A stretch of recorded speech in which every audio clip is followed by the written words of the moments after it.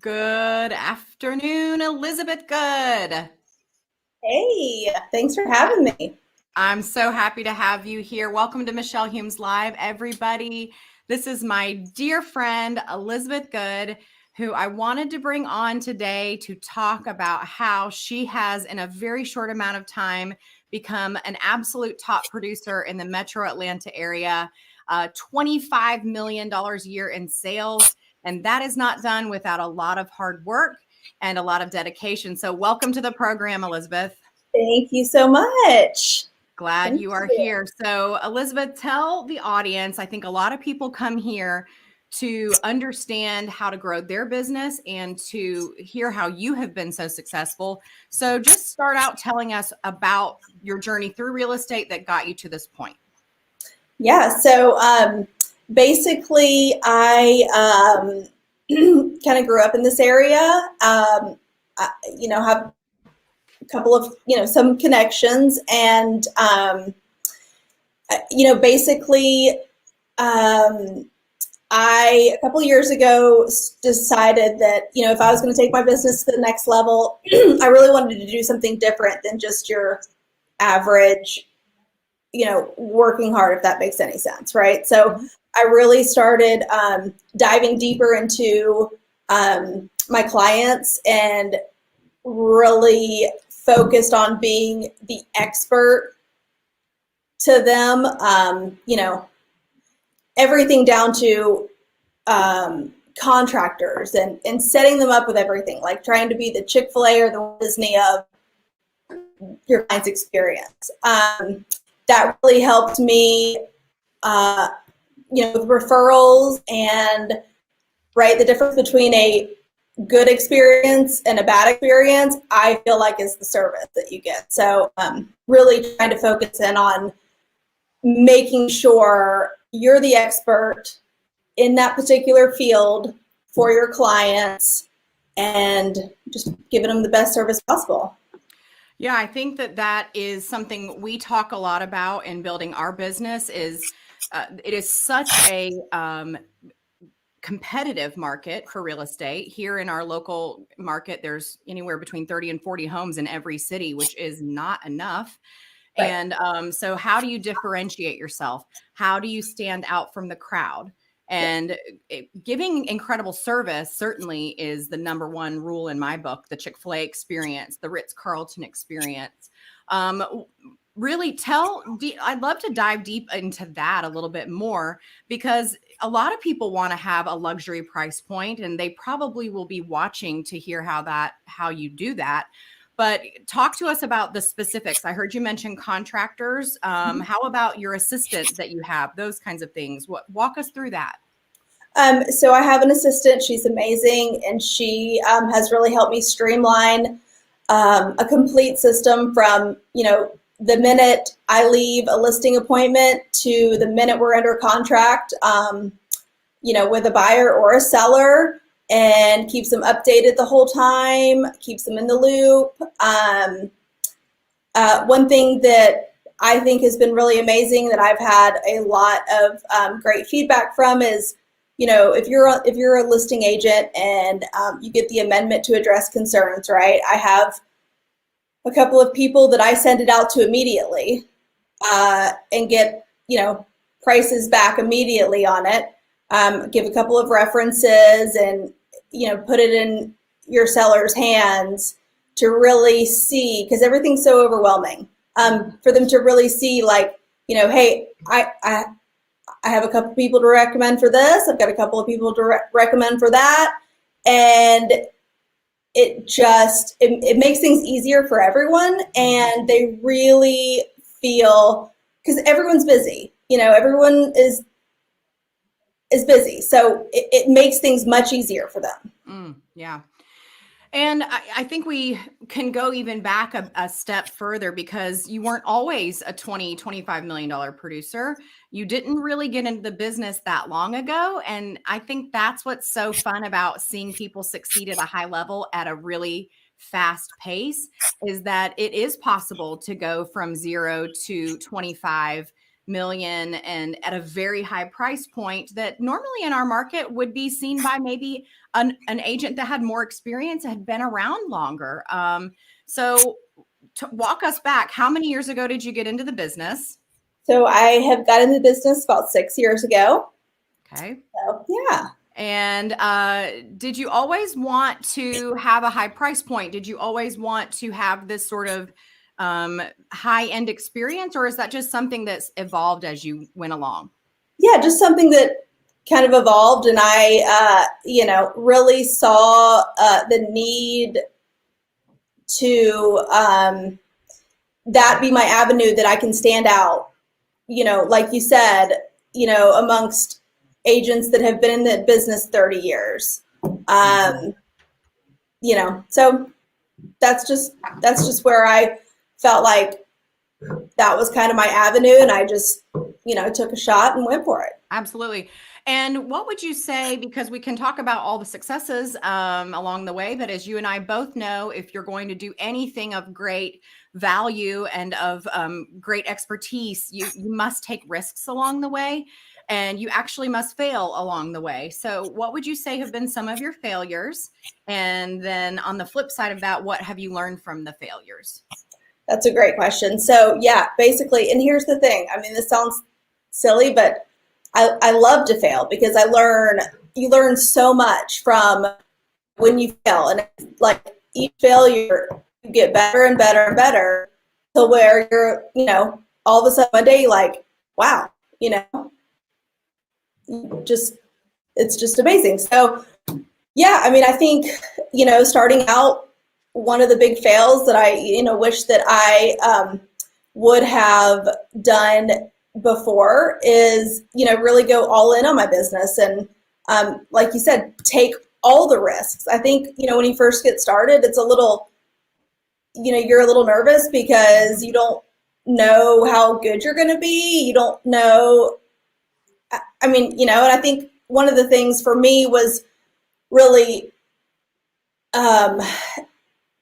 being too busy. I know that sounds, but I mean, I wanted to be able to leverage, and yeah, so I completely forgot where I was going with that. No, I think it's a perfect point. And I was just going to interrupt you actually, because I think that oftentimes in our industry, we will go to the activities that will keep us busy all day long. And Right. yet they are not the high money maker activities. We tend to leave those things last. Lead generating, circle prospecting around our listings. If you will do the hard activity first, actually, that can make you so much more money. And yet the busyness things makes us feel accomplished. And I think that's human tendency. I'm going to do this list of things that keep us busy, these tasks, and then I'm going to feel accomplished at the end of my day. And yet, if you look 2-3 months down the road, you won't have a pipeline if you operate a business like that. And that is something I had to learn early on. I train and teach our agents, look, do the hard thing first, because it's like swallowing the frog or something. Eat the frog, yeah. Eat the frog, yeah, eat the frog. Because if you'll do that, you will actually have so much of a pipeline in business moving forward that will create more business. For instance, if you have $1 million listing and you get 3 buyer leads out of it, is it going to be worth following up with those 3 buyers who are unrepresented in the future? The answer is yes. Absolutely. Because what are they going to have? A house to sell, right? And so all of a sudden you've got 3 new listings that are probably in the $500,000 range. They're sizing up. Right. So, and vice versa, you're selling $1 million house and you get a call from other people who want to sell their $1 million house because they see you put it under contract right away. Exactly. So I think that is the big mistake that I had to learn easy on, was keeping myself busy with things that weren't necessarily those high dollar activities. They could have been delegated and leveraged out to someone else, right? Right. Absolutely.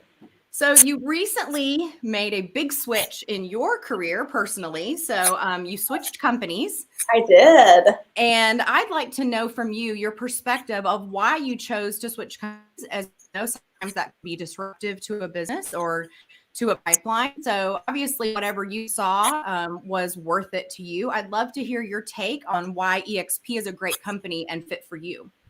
Yeah, absolutely. Well, first of all, I, have been with Keller Williams most of my career. Love Keller Williams, great company.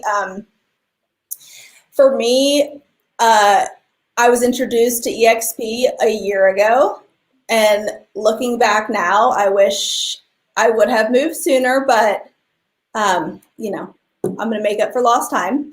So it was just one of those things. I just kept diving more and more into it. Each thing I came across was just more compelling to me that I couldn't look away. I mean, it just made so much sense. And it was really one of those things that was like, this seems like it's too good to be true. I mean, is there something I'm missing? I mean, do I need to, but there really wasn't. And the only thing stopping me was me. And, I decided to take the next step because I'd always forever wonder and wish, I would have done it. So just. I love that story. And we know this, my podcast, this area is not to recruit people to EXP. Right. I do think it's important for your journey to talk about it because we're not in the recruiting business. We're in the high productivity business. Right. And as many know, you and I are partnered on this journey in order to grow your business to the next level.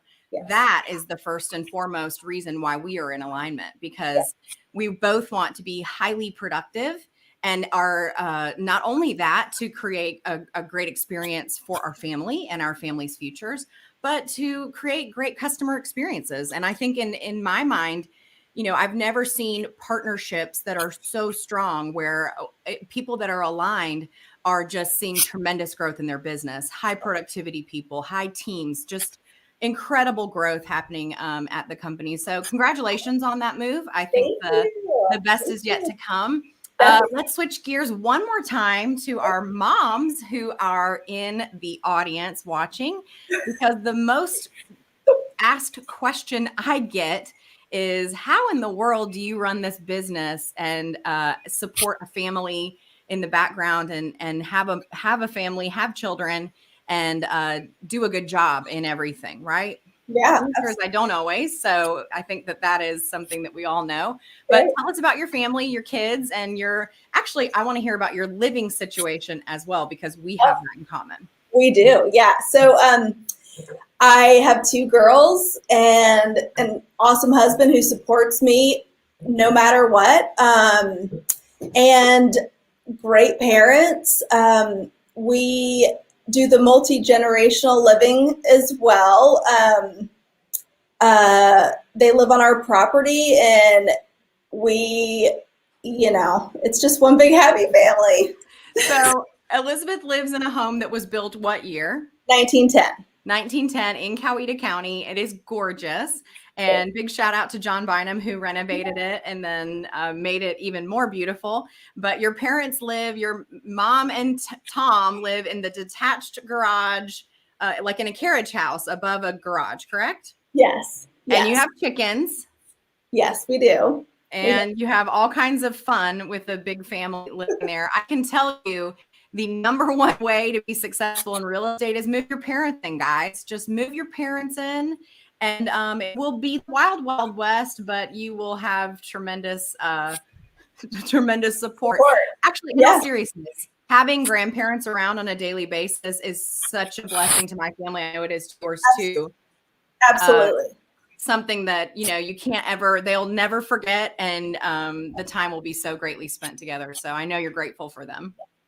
So grateful. Yeah. Anything else that you want our audience to know about your journey into real estate and how you really set yourself apart? Because I will say your story is not normal to people watching. It is very abnormal to be in your mid-30s in this business 5 years, 6 years, and to do the volume you're doing. So is there anything that you could offer as a piece of advice to someone watching that wants to get to where you're at? Yeah. So I think the biggest thing really is just dive in, have absolutely no regrets, and ask the hard questions. Go for the listings, go for the high price listings, just go for everything. And if you lose the listing, ask them why. If when you get the listing, ask them why. Figure out what it is that other people see in you that will set you apart from others. Because what you think might be your strong suit might not be what everybody else feels, and it might bring up something completely different that you never knew that you had in you. So, find out what it is that, make people like you, and focus on that. So I have one rule in my world of running a team. I have one rule in my world, and it is you must be open to feedback. Because if you can be open to feedback, your world will change. Because anyone that is willing to say, hey, I could do that better. Hey, I could improve that. I am not afraid to find out why I lost that listing. And I'd love to know why I earned the listing. Every single time will make us better and will make you become a master in the craft. And I can't say that enough. I think that's fantastic feedback, Elizabeth. Thank you. Thank you. Yeah, absolutely.